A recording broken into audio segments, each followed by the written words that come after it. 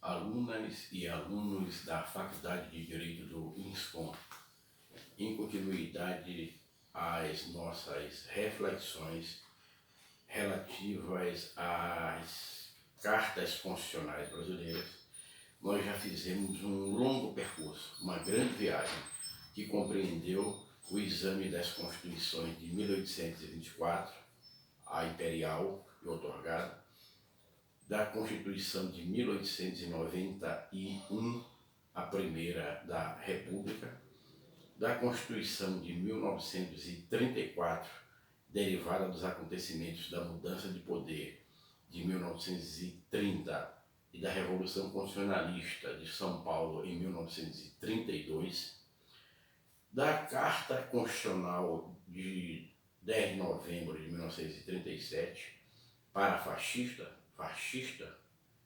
totalitária, que estabeleceu entre nós, segundo as referências do eixo fascismo italiano, nazismo alemão e totalitarismo japonês, o chamado Estado Novo. A Carta Constitucional de 1946, os ventos do mundo, fim da Segunda Guerra Mundial, sinalizando para o caminho da democracia. E agora nós estamos em face da Constituição de 1967, que talvez possa ser reputada a lei das leis, a lex magna, a lei maior, derivada do momento mais delicado de toda a história constitucional brasileira. Por quê? Porque nós estávamos, quando do exame da Constituição de 1946, indicando a instabilidade política reinante no Brasil, dentro de um processo de polarização universal, de Guerra Fria, entre extinta União Soviética e presentes Estados Unidos da América. Capitalismo contra o socialismo. Capitalismo reputado de selvagem, socialismo reconhecido como autoritário. De tal sorte que essa confrontação ideológica, com essa guerra de propaganda e contra-propaganda, perdurou durante todo esse ciclo e levou a uma radicalização ideológica, criando países satélites que passaram a comungar politicamente dos caminhos de um ou de outro dos campos. No caso do Brasil, o alinhamento foi com os Estados Unidos.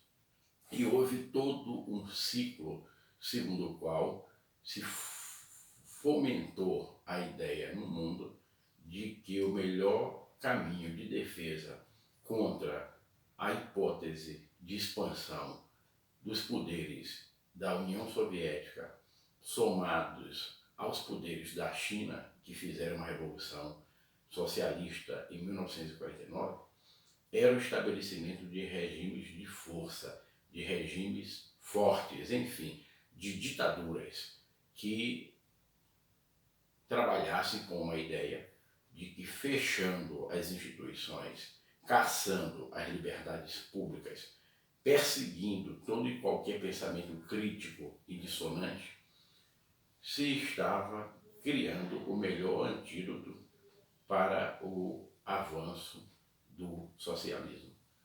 E trata-se de uma questão equivocada, naturalmente contrária aos valores liberais e democráticos, acreditando que a melhor solução para a polarização da Guerra Fria era a radicalização jurídico-política, fechando as instituições jurídicas e restringindo as instituições políticas, criando núcleos autoritários do poder, chamados então de o sistema. O sistema decidiu, o sistema estabeleceu, o sistema resolveu, o sistema decretou. Ora, trata-se de uma cassação de todo aquele eixo civilizatório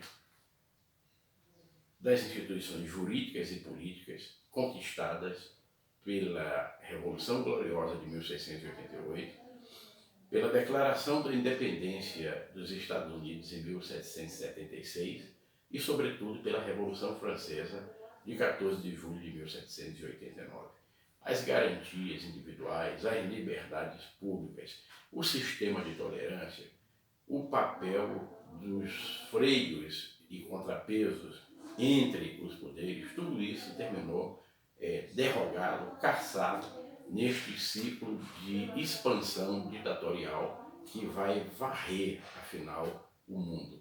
Teremos ditaduras sobreviventes em Portugal e Espanha, ditaduras fomentadas na Grécia e assim por diante, com profundas ramificações para a Ásia, para a África e, sobretudo, para a América Latina.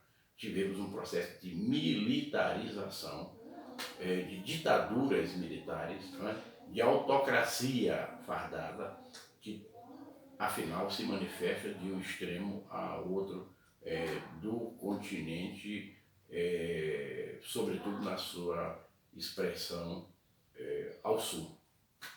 A América do Sul, afinal, é tomada por ditaduras militares. Não foi diferente no Brasil.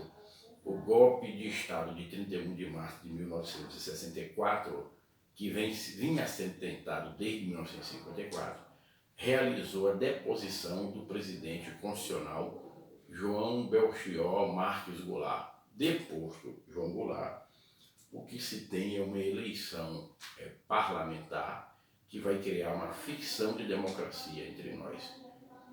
Pela via indireta, pela via parlamentar, se sacramenta como presidente da República o Marechal Humberto de Alencar Castelo Branco, e o regime militar passa a governar por meio de atos institucionais. AI-1 de 64, AI-2 de 65, AI-3 de 66 e AI-4 de 66. Viria ainda o AI-5 de triste memória em 1968. Mas o AI-5 já é considerado um golpe dentro do golpe. Um golpe de Estado dentro do golpe de Estado, com um fechamento radical, completo e absoluto das instituições e o estabelecimento de uma junta militar que governou o país da maneira mais radical durante 113 dias, até que se chegasse a um novo general-presidente, Emílio Garrastazu Médici, que personificou o ciclo mais extremado da repressão política, da repressão ideológica, da cassação das garantias individuais e da cessação das liberdades públicas. Como é que esses generais presidentes eram eleitos? Através de um colégio eleitoral. Esse colégio eleitoral é formado por uma casta escolhida pelo sistema que se reunia para sacramentar, afinal, quem passaria a governar o país sem a vocalização, sem a autorização, sem a ética do consentimento da sociedade brasileira, sem a manifestação de concordância eletiva da sociedade civil. O que este ciclo da Constituição de 67 estabeleceu, quando se chega a ela, foi precisamente um centralismo profundo na União Federal.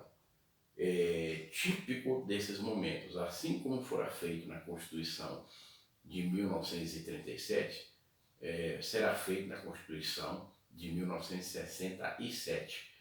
Numa tradição de centralismo reinante na história do Brasil, se acrescenta centralismo e a União Federal se torna o ente dos entes a subjugar, a subordinar estados membros e municípios e Distrito Federal.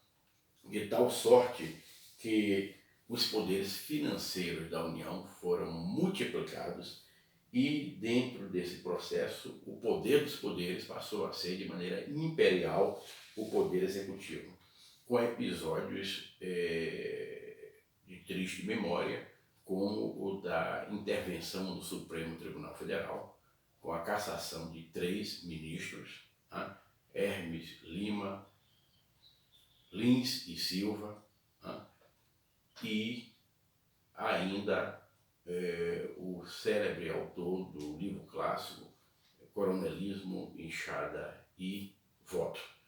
3 ministros, afinal, cassados, e também, como se não bastasse, cassação de parlamentares e mesmo fechamento do Congresso Nacional em 1977. Olha, o que significa isto? Castração da tripartição de poderes, concentração imperial e ditatorial de todos os poderes absolutistas extremados no poder executivo, a decidir sobre a vida e a morte dos demais poderes. De tal sorte que o episódio da cassação dos 3 ministros é emblemático no Supremo Tribunal Federal. E, como se não bastasse, né, a cassação de parlamentares, listas sobre listas, né, e o próprio fechamento do Congresso pela chamada emenda de abril, levando a este cenário melancólico em que se tem um simulacro de Constituição num governo que administra o país através de legislação delegada e de decretos-leis, fazendo com que esses decretos-leis sejam um instrumento de substituição do debate parlamentar, da funcionalidade das casas legislativas, né? E exprimindo, afinal, essa concentração de poderes fundada na ideologia da segurança nacional. Porque, na verdade, todo o aparelho armado do Estado, as forças responsáveis pela defesa do país se volta contra a própria nação. A ideia fundante dessa ideologia fomentada pelo Pentágono é a de que o pior dos inimigos, o maior dos inimigos, não é o inimigo externo, é o inimigo interno. Significa dizer, a aparelhagem de segurança do Estado se volta para o sufoco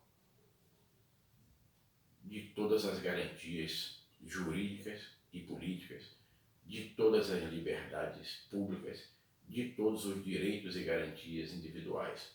Do ponto de vista externo, isto cessa porque se tem, no caso da América do Sul, um funcionamento sistêmico de ditaduras, todas obedientes ao mesmo sistema ideológico nascido do Pentágono nos Estados Unidos.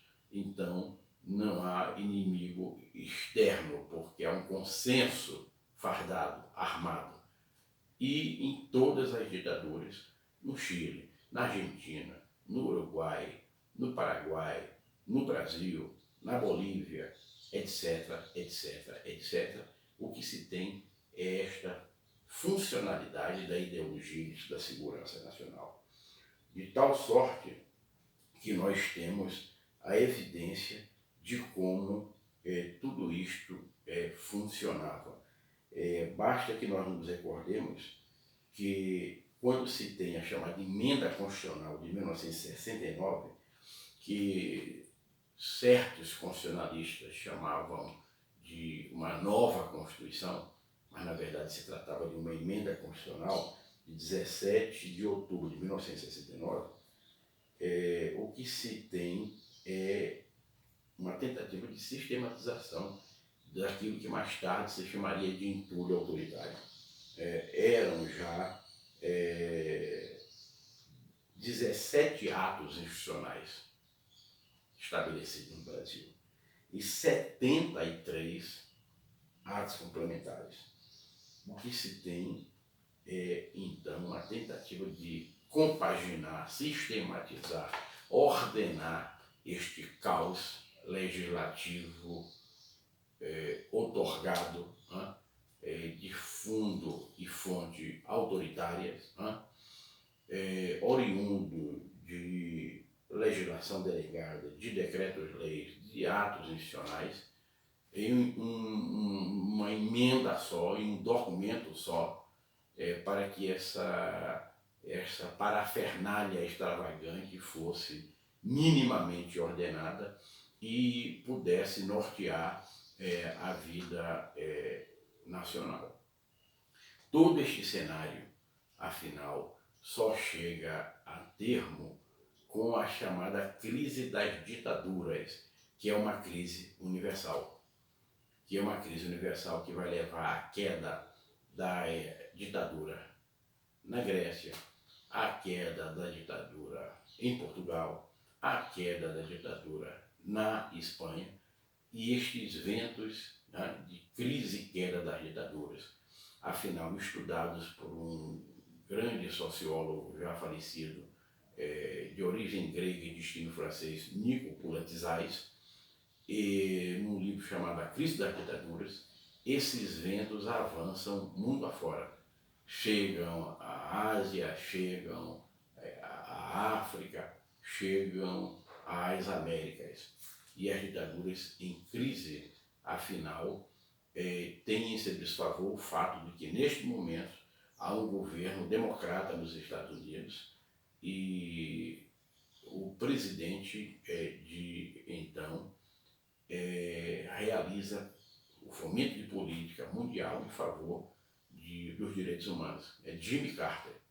Jimmy Carter e senhora fomentam no mundo esse espírito de respeito aos direitos humanos e deixam de dar suporte os Estados Unidos às ditaduras que os próprios Estados Unidos, no passado, haviam fomentado em todo o mundo, em especial na América Latina.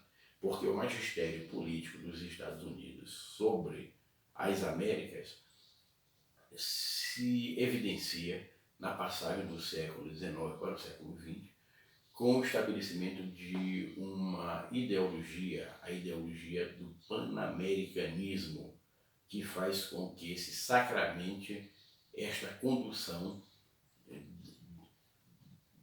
das três Américas sob o magistério dos Estados Unidos. Pan-americanismo que tem nesta locução a sua legenda maior.